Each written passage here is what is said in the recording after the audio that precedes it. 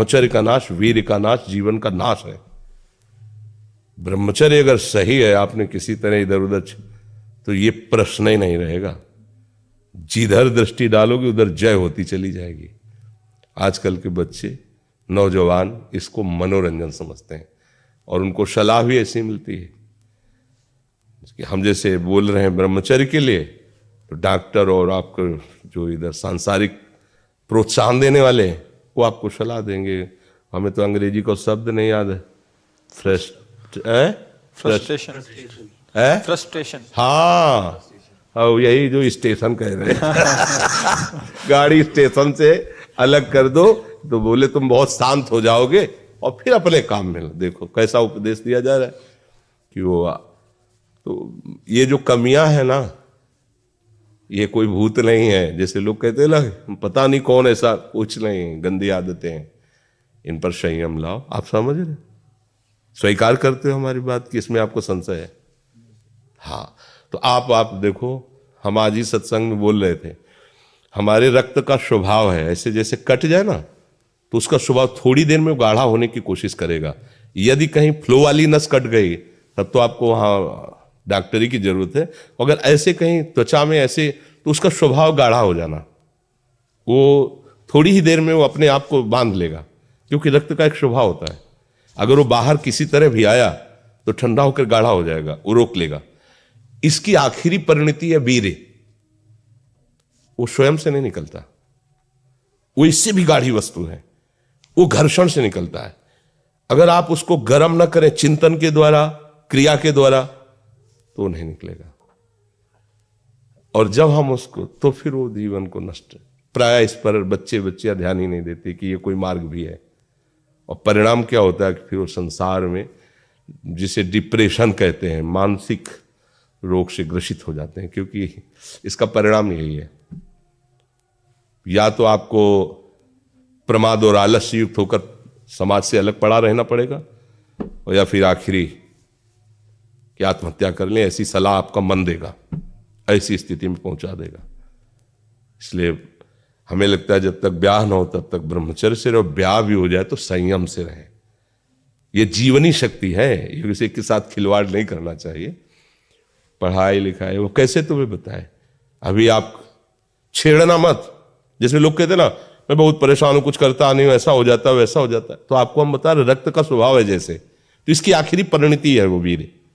उसका स्वभाव नहीं है बहना, उसका स्वभाव ऐसा है, उसको जब तक ताप नहीं लगेगा तब तक वो बाहर नहीं हो सकता। आपने गलत अभ्यास किया, माना 2-4 महीने 5 महीने वो अपने अभ्यासवश पतित होगा, लेकिन आप छोड़िए, उसका चिंतन छोड़िए, उसकी क्रिया छोड़िए, अपने आप वैसे हो जाएगा। जैसे रक्त है, आप 1 महीने में देना शुरू करो, जो देने का नियत कितना, 100-200 ग्राम 500 ग्राम जो भी दिए, 300 जो भी आप दीजिए, हर महीने तैयार हो जाएगा। और आप ना दीजिए तो आपके शरीर को अभ्यास हो जाएगा, आप दीजिए तो शरीर को अभ्यास हो जाएगा। वो शरीर, अगर आप रोज 300, तो फिर क्या होगा, आप मर जाओगे। समझ रहे हो ना? ऐसे शरीर की क्षमता, जैसे डॉक्टर जन के देखते हैं तुम्हारी क्षमता नहीं खून देने की, चलिए, क्योंकि अगर निकाल लोगे क्षमता नहीं तो उसकी हानि हो जाएगी। हाँ, तुम्हारी क्षमता है, तुम्हारे अंग ठीक है, तुम स्वस्थ हो, महीने में ऐसा या जो समय अवधि सोचो, रक्त की आखिरी परिणति वो है वीर्य। और आप क्या कर रहे हैं, रोज कई बार, आपका परिणाम क्या होगा? अगर रोज वो खून निकाला जाए तो आदमी की हालत क्या हो जाएगी? खून की आखिरी परिणति है, अन्न रस जो हमने पाया उसकी परिणति धीरे धीरे परिवर्तित होते हुए मांस, मज्जा, रक्त, इनके वो आखिरी सप्तम धातु है वीर्य। और उसके साथ ऐसा खिलवाड़, कैसा जीवन होगा आपका? तो इस पर कोई विचार ही नहीं करता, समझता है ये तो केवल बाबा जियों का विषय। नहीं, आप मनुष्य शरीरधारी हो, आपको भी संयम से चलना है। और जब तक ज्ञान हो तब तक तो संयम से ही चलना चाहिए। बच्चियों को तो गृहस्थी में अच्छे गृहस्थ बनेंगे जाकर, फिर उनकी हानि नहीं हो पाएगी उतनी। अब पहले से ही तो फिर अब वो पढ़ाई में मन कैसे लगे जब आपके पास पढ़ाई वाली सामग्री ही नहीं रह गई है। पहले क्या होता था, जैसे गुरुकुल में स्मृति आपकी कमजोर हो रही है तो मेधा शक्ति बलवान करने के लिए ब्राह्मी उसको पिलाई जाती थी, ब्राह्मी है, ये चीजें क्यों? क्योंकि उनमें इतनी शीतलता, उनमें पौष्टिकता है कि वो वीर का वर्धन करके वीर को रोकेंगी, खास बात उसमें होती थी।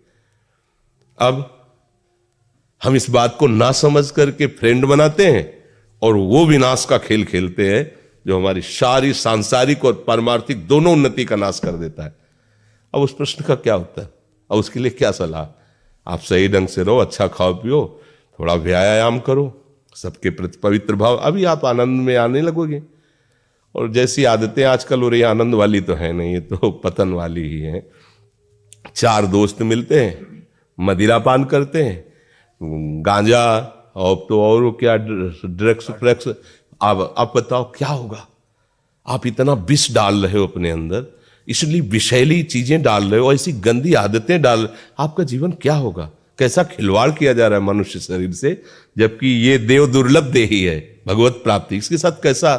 तो बच्चों को ना तो सत्संग मिल रहा है, ना शास्त्र स्वाध्याय मिल रहा है, ऐसा ही संग मिल रहा है जो पतन का कारण क्या हो रहा है। अच्छा, बहुत पढ़े लिखे हो और शराब पी के नाली के कीड़े की तरह पड़े हो, माता पिता का अपमान कर रहे हो, मनमानी बेविचार कर रहे हो, पढ़ाई लिखाई क्या हुआ? पढ़ा लिखा से भाई विद्या तो वही जो विनय, पवित्रता, शालीनता, सभ्यता, नम्रता, ये तो सद्गुण विद्या में आज की रह नहीं रहे।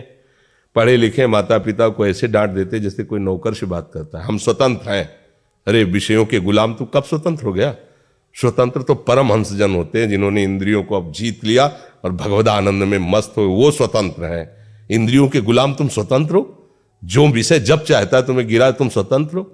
माता पिता, गुरु, शास्त्र, इनकी परतंत्रता स्वीकार करने वाला ही स्वतंत्र होता है। ये मनमानी आचरण जो आजकल समाज में विस्तृत हो रहे हैं ना, ये पतन, अशांति और पाप का कारण बनते हैं, जो बहुत हानिकारक है। तो बच्चा सावधानी से रहो, जो बचा है उसको संभाल लो जीवन।